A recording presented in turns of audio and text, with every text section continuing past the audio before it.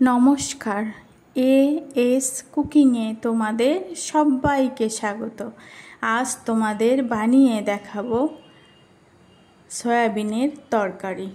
দেখেছো, দেখতে যেমন লোভনীয়, খেতে কিন্তু অসাধারণ হয়। মাংস ফেলে সবাই এটাই খাবে। আমার কাছে মনে হয় মাংসের থেকে চিকেনের থেকে সয়াবিন রান্না করাটা কঠিন, কারণ খুব ভালোভাবে না বানালে এই মাংসর স্বাদে আসবে না কখনো। তার জন্য আমি 150 গ্রাম সয়াবিন নিয়েছি, নিয়ে লবণ দিয়ে জলে একটু সিদ্ধ করে জল ছেঁকে চিপিয়ে রেখে দিয়েছি সয়াবিনগুলো। এবার কড়াইতে তেল দিয়ে অল্প লবণ আর হলুদ দিলাম, দিয়ে কেটে রাখা দুটো আলু একটু ঢেকে লাল লাল করে ভেজে নেব। এই দিকে একটা মশলা বানিয়ে নেব। 5টা শুকনো লঙ্কা, 2টো কাঁচা লঙ্কা, 6 কোয়া রসুন, 1 টুকরো আদা, 2টো পেঁয়াজ। এটাকে বেটে নেব মিক্সিতে। মিহি পেস্ট করব না, একটু দানা রেখে। আলুগুলো সিদ্ধ হয়ে গেছে প্রায়, আলুগুলো তুলে নিলাম। এবার সেই তেলে সেই সয়াবিনগুলো দিয়ে দিলাম, দিয়ে বেশ লালচে করে ভেজে নেব।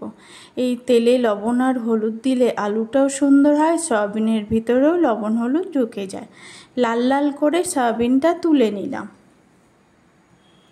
এবার কড়াইতে আরও একটু তেল দিয়ে একটা তেজপাতা, অল্প একটু চিনি আর গোটা গরম মশলা ফোড়ন দিলাম।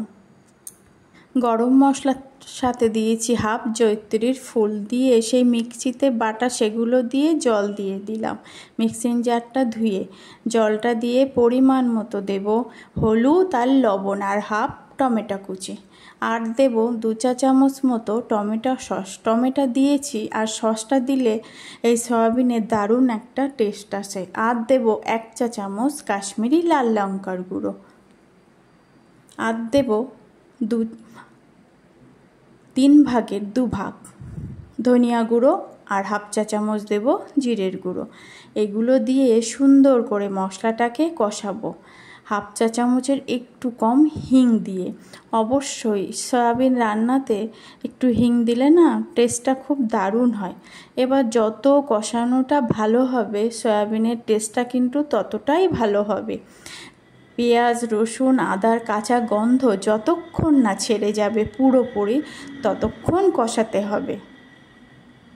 জলটা টেনে গিয়ে তেলটা ছেড়ে দিয়েছে, কাঁচা গন্ধ ছেড়ে গেছে। এবার ভেজে রাখা আলুগুলো দিয়ে দেব, দিয়ে মশলার সাথে কিছুক্ষণ আলুগুলো কষিয়ে নেব।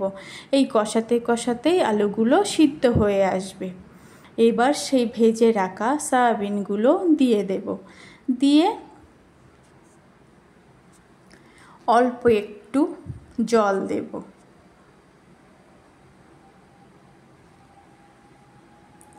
সয়াবিনগুলো দিয়ে অল্প ধার দিয়ে একটু জল দিয়ে সুন্দর করে নাড়িয়ে চাড়িয়ে মিশিয়ে ঢেকে একদম লো আছে কিছুক্ষণ রান্না হতে দেব। এইভাবে সামান্য গরম জল দিয়ে যদি ঢেকে কিছুক্ষণ রান্না করে নেওয়া হয়, তারপরে এর কষানোটা সুন্দর হয়। আলু আর সয়াবিনের ভিতরে ঠিকভাবে সব মশলা ঢুকে যায়, আর খেতে দারুণ হয়। সয়াবিনের যে কাঁচা ভাবটা আর একটুও থাকবে না।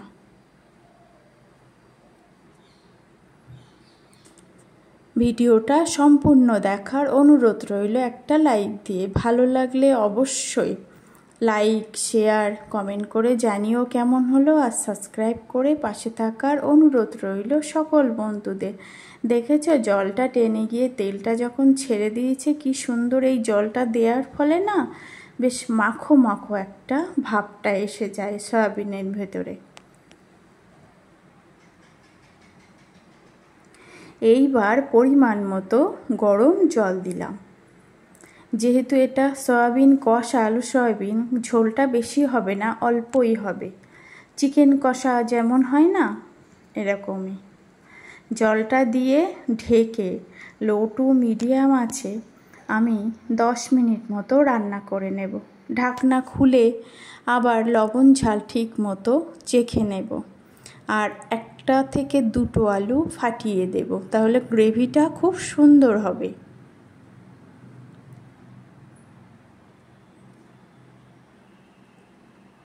যদি পারফেক্ট মাংসর স্বাদে সয়াবিন খেতে চাও, অবশ্যই এই পদ্ধতিগুলো ফলো করে রান্না করে নাও, বানিয়ে নাও, দারুণ স্বাদ হবে।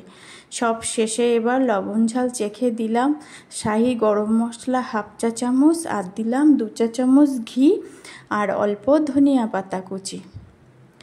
এই ঘিটা অবশ্যই সয়াবিনে দিলে খেতে দারুণ টেস্ট হয়। সবগুলো সুন্দর করে মিশিয়ে নিলাম। মিশিয়ে নিয়ে কিছুক্ষণ রেস্টে ঢেকে রেখে দিলেই রেডি মাংসের স্বাদে সয়াবিন কষা। কেমন হলো তোমরা অবশ্যই কমেন্টে জানিও। আর একবার রিকোয়েস্ট রইল, বাড়িতে বন্ধুরা একবার বানিয়ে দেখো, সত্যি মাংসের স্বাদ কেউ হার মানাবে এইভাবে সয়াবিন বানালে।